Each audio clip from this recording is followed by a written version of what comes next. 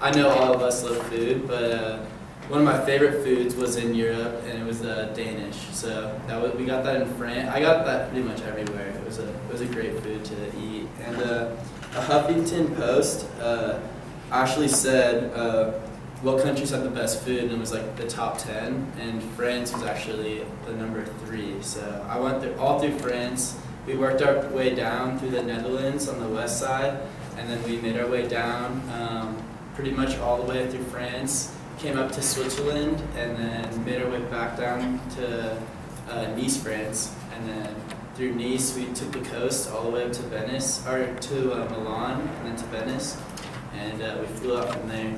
It was really fun taking the train along, and that leads me on to my next topic, which is transportation in Europe.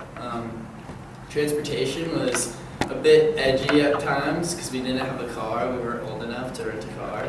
And that's another reason I loved backpacking, was because we didn't have to worry about lugging around suitcases. We had everything on our back, everything we needed.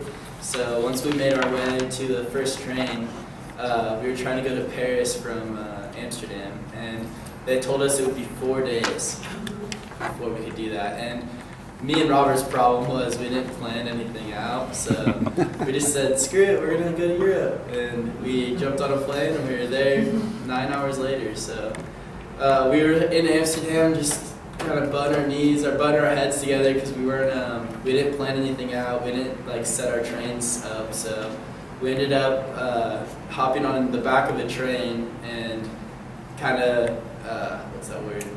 Okay. Yeah, there you go. Bootlegging, right? Yeah, cool. Yeah, we were bootlegging our way to Paris, and about 6 hours deep on our 12-hour journey, it turned into 2 days. We ended up getting kicked off the train because we didn't have the tickets.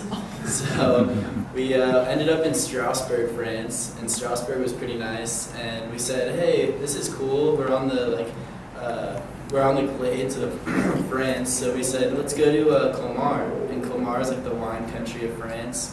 We drove our bikes around there, electric bikes actually, and we saw these beautiful green plains and tried all the wine we could drink and ate some really good food, some really good steaks, and we just really enjoyed ourselves.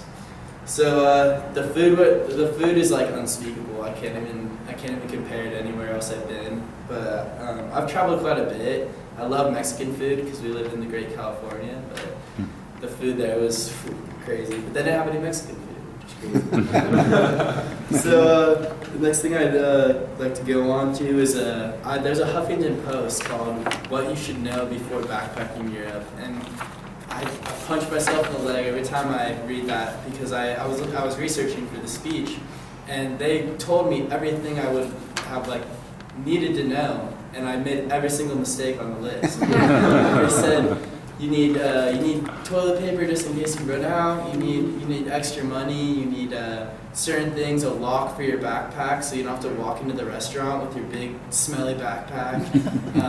You need extra bags, and it's just an amazing resource for things you need. And I really wish I had that before I went to Europe. But we made our way through, and then I forgot our last place before we went on our long train ride home was Nice, France. We went to Cannes, France, and then Nice. And Nice had to be one of the coolest places we were at. I actually left my clothes in Switzerland, so we had to mail our clothes to Colmar and then get my clothes after 2 days. So we were supposed to have 4 days to get to Venice, and we only had 2. So that was an adventure in itself because we ended up bootlegging 4 trains and got kicked off of 3 before we got to Venice. And Do you know all about this? just say that was fun. So in closing, I'd like to bring up my last and final little website that would really help you out. It's called Money Analysis by moneycensus.com, and that helped me a lot. We didn't really know how much to bring with us, and we knew we were going to be there for 21 to 25 days. So that website really helped us out because it told us that being on the western side of Europe, the more expensive side, it would be $70 to $100 per day. We ended up spending more somehow, but probably because we had nothing planned and we were buying hotels and all that jazz. But we ended up making it work, and $70 to $100 a day, and then on top of your hotels, like plane fee and that kind of stuff. But the 3 websites I just go over it again. The 3 websites I told you about were the Huffington Post, what countries have the best food, the Huffington Post, things you should know before backpacking in Europe, and then money census, money analysis. And yeah, that's it. Thank you. Very good.